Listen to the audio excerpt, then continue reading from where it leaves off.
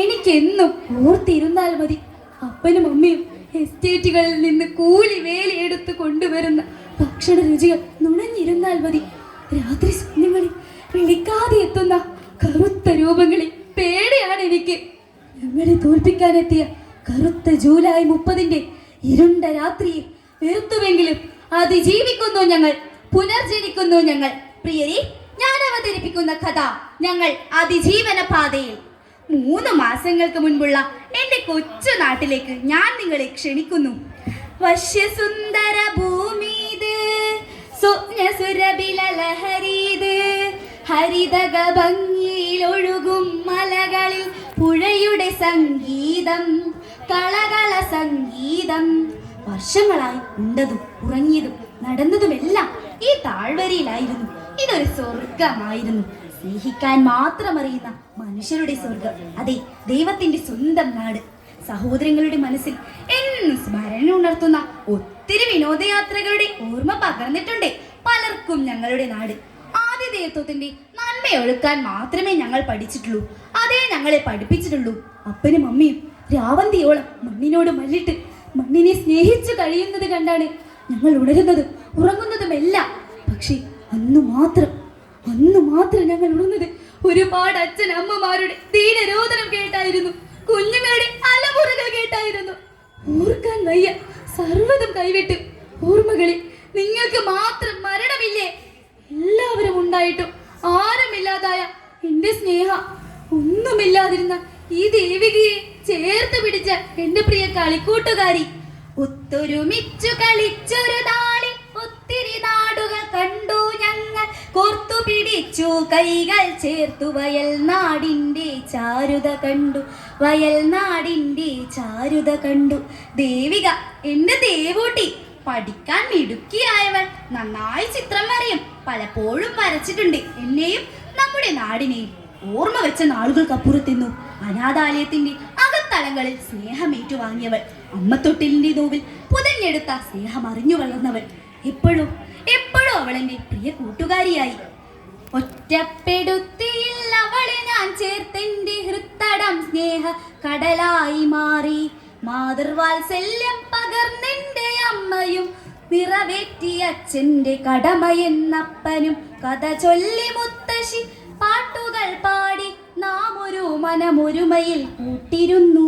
അതെ, എന്റെ ദേവൂട്ടി എന്റെ മാത്രമല്ല, അവൾ അപ്പന്റെയും അമ്മച്ചിയുടെയും ചേച്ചിയുടെയും ഒക്കെ സ്നേഹനിധിയാ. ഈ സ്നേഹയ്ക്ക് അതിലൊട്ടും കുശുമ്പില്ലാട്ടോ. കാരണം അവൾ എന്റെ ചക്കര മുത്തല്ലേ. കഴിഞ്ഞ വർഷം ഞങ്ങൾ ഒരു പഠനയാത്ര പോയി. അടുത്ത വർഷം 10ാം ക്ലാസ് അല്ലേ. ഈ വർഷമേ നടക്കൂ. ദൂരെയൊന്നുമല്ലോ, ഞങ്ങളുടെ നാട്ടിൽ തന്നെ. കോടമഞ്ഞിന്റെ തണുപ്പരിച്ചിറങ്ങുന്ന പ്രഭാതത്തിൽ ഗോപിമാഷിന്റെ നിർദ്ദേശമനുസരിച്ച് ഞങ്ങൾ 52 പേരും ആസ്വദിച്ച് തിമിർത്ത് ഓർമ്മയുടെ വാതായനങ്ങൾ മലർക്കെ തുറന്നിട്ട ഒരു പഠനയാത്ര. മാനവ ഹൃദയ തളങ്ങളിൽ ആർദ്രത തലമർമരമായി പെയ്തൊഴിയെ കൂടണയാ പക്ഷികളായിരുവരും ആ ദിവസങ്ങളിലാറാടി. ഞങ്ങൾ സഞ്ചരിച്ച വിനോദയാത്രയുടെ ബസ് മാനന്തവാടി ടൗൺ പിന്നിടുമ്പോൾ ഓരോ മലയാളിയും ധീരതയോടെ നെഞ്ചോട് ചേർക്കുന്ന ആ വീരനായകനെ നിങ്ങളും ഓർത്തു. പടയും പടച്ചട്ടയും വെടിഞ്ഞ് അന്ത്യവിശ്രമം കൊള്ളുന്ന മലയാളിയുടെ കേരള സിംഹത്തെ. ദേവൂട്ടി, നീ കണ്ടോ ആ പച്ചക്കറിത്തോട്ടം?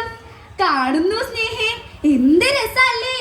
നിറയെ വയലുകൾ, നിറപ്പുത്തിരിക്കായി കാത്തിരിക്കുന്ന കതിരുകൾ. അപ്പോൾ മനസ്സിലോർത്തു, പിൻഗാമികൾ എന്റെ നാടിനെ വയൽ നാട് എന്ന് വിളിച്ചത് വെറുതെയല്ല. വരതോറും മീനങ്ങാടിയും പിന്നിട്ട് കൊളകപ്പാറ വഴി ചരിത്രമുറങ്ങുന്ന ഇടയ്ക്കലിന്റെ പൂമുഖത്ത് ബസ് ചെന്ന് നിന്നപ്പോൾ ക്ഷീണം കൊണ്ട് അവളിന്റെ മടിയിൽ ചാഞ്ഞുറങ്ങി. അവളുടെ മുടിയിഴകളിൽ മെല്ലെ തലോടിയ സ്നേഹ ആ സൗഹൃദത്തിന്റെ ആർദ്രത മനസ്സ് തൊടുന്നത് കണ്ടു. അപ്പോൾ ഗോപിമാഷി ചോദിച്ചു, എന്തേ ഇറങ്ങുന്നില്ലേ സയാമീസ് ഇരട്ടകൾ? കളിയാക്കാതെ മാഷെ, അവൾ എന്റെ ചങ്കല്ലേ. സ്നേഹ ഒന്നുകൂടി അവളെ ചേർത്ത് പിടിച്ചു. ഒത്തിരി മധുരം പകർന്ന ആ യാത്രയിൽ ഉണർന്നെഴുന്നേറ്റത് ആ ഞെട്ടലിലേക്കായിരുന്നു. ജൂലൈ 30 ചരിത്രത്തിൽ കറുത്ത അധ്യായം തുടങ്ങുന്ന ദിനത്തിന്റെ അവസാന യാമം. അന്ന് രാവിലെ മുതലേ മഴ കൂടുതലായിരുന്നു. അപ്പനും അമ്മയും അന്നും പണിക്ക് പോയി. മനസ്സും ശരീരവും ഒന്നാകെ തണുത്തു വിറയ്ക്കുന്നുണ്ടായിരുന്നു. ചൂരൽ മലയുടെ താഴ്വാരങ്ങൾ ആറുകളാവുമ്പോൾ ആരോ മനസ്സിൽ മൂളി വെറുതി അപകട മന്ത്രസ്വരം. കാട്ടുമൃഗങ്ങളിൽ കാട്ടാനകൾ അവർ ഓടിയിറങ്ങി ചുരം. കാടിനെ അറിയാ കാടിൻ മക്കൾ തിരിച്ചറിഞ്ഞില്ല. വന്നൊരു ഭീകര സർപ്പമതാമുരുൾ പൊട്ടിയൊലിക്കുന്നു. നെഞ്ചകമുടയുകിലാർത്തനാദ മലർച്ച മുഴങ്ങുന്നു. അപ്പ അമ്മേ, എവിടെയാണ് നിങ്ങൾ? ബോധരഹിതയായവൾ നിലം പതിച്ചു. അലറിക്കരൻ ഉണരുമ്പോൾ ആ ചെളിയിൽ പുതഞ്ഞു കിടന്ന ശരീരത്തിലേക്ക് ആരുടെയോ കൈപ്പത്തി ഒഴുകിയെത്തിയതറിഞ്ഞു. അതെടുത്തു മാറ്റാൻ കൈകാലുകൾ ഉയർത്തി. വയ്യ, ഒട്ടും വയ്യ. കട്ട പിടിച്ച് ഇരുട്ടാണ് ചുറ്റിലും. ഭഗവാനെ, എന്താണ് സംഭവിച്ചു കൊണ്ടിരിക്കുന്നത്? ആരൊക്കെയാണ് കരയുന്നത്? പ്രതികാരദാഹിയായി വിപിനമാശവമഞ്ചൽ മടിയാതെ ഞങ്ങൾ ഒരുക്കി. ഇനി എന്റെ കൂരയിലുടയോരുമില്ലെന്ന ഒരു നഗ്ന സത്യം തെളിഞ്ഞു. ഈ ആശുപത്രി കിടക്കയിലേക്കെന്റെ രക്ഷയാലെത്തിയ നാഥാ, എന്തിനീ ദുഃഖഭാരം മുഴുക്കി തന്ന് ജന്മയാത്രയ്ക്കെന്നെ ബാക്കിയാക്കി. അപ്പനും അമ്മയും ഏട്ടത്തിയും മുത്തശ്ശിയും എവിടെ? അവരില്ലാതെ ഞാൻ ഇതുവരെ ഉണ്ടിട്ടില്ല, ഉറങ്ങിയിട്ടില്ല. അപ്പ, അമ്മേ, നിങ്ങളുടെ സ്നേഹമോൾ എന്തൊക്കെയാക്കി നിങ്ങൾ എങ്ങോട്ടാ പോയത്? സ്നേഹമോൾക്ക് പേടിയാവുന്നു അമ്മേ, സ്നേഹമോൾക്ക് പേടിയാവുന്നു. അപ്പ, അമ്മേ, മോളെ പേടിക്കണ്ട, നമുക്ക് എല്ലാവരും ഉണ്ട്. നമ്മളൊക്കെ മോളുടെ ബന്ധുക്കളാ. കൂട്ടമായി നിന്നിരുന്ന നഴ്സുമാരിൽ നിന്ന് ഒരു കാവൽമാലാക പറഞ്ഞു, മോൾക്ക് വേദന കുറവുണ്ടോ? ശരീരവേദന മാത്രമല്ലേ എന്റെ കുറയൂ, മനസ്സു മരിച്ചവർക്ക് എന്തു വേദന? മോളെ, സ്നേഹമോളെ, ഗോപി മാഷെ, എന്റെ ഗോപി മാഷെ, എന്താ മാഷെ സംഭവിച്ചത്? മാഷെ, എന്റെ അപ്പനും അമ്മയും ഏട്ടത്തിയും. കരയാതെ മോളെ, കരയാതെ. ദൈവം തന്ന വിധി നാം അനുസരിച്ചല്ലേ പറ്റൂ. വിധിയൊരു മെത്തയൊരുക്കിയ ശ്മശാന ഭൂമികയിൽ സർവമത പ്രാർത്ഥനയുടെ മഹിമയറിഞ്ഞു നാം ഇന്ന്. തിരിച്ചെടുക്കാനാവാ ചേതനയറ്റ ശരീരത്തിൽ തിരിച്ചറിവിൻ മതചിഹ്നങ്ങൾ ഒന്നും കണ്ടില്ല. മനുഷ്യനാകാൻ മണ്ണിനെ അറിയാൻ മനസ്സൊരുക്കുന്നു. മാഷേ, നമ്മുടെ കൂട്ടുകാരും സ്കൂളും എന്റെ ദേവോട്ടെ. പേടിയോടെ അവളുടെ ചുണ്ടുകൾ ചലിച്ചു. മോളതൊന്നും ഇപ്പോൾ ഓർക്കേണ്ട, എല്ലാവരും നമ്മളോടൊപ്പം തന്നെയുണ്ട്. മനസ്സ് പൊട്ടുന്ന വിതുമ്പൽ കടിച്ചമർത്തി മാഷി പറഞ്ഞു തീർത്തു. മാഷെ, എന്റെ ദേവൂട്ടി, അവളെയെങ്കിലും എനിക്ക് തിരിച്ചു തരും മാഷെ, അവളെയെങ്കിലും എനിക്ക് കാണിച്ചു തരും മാഷെ.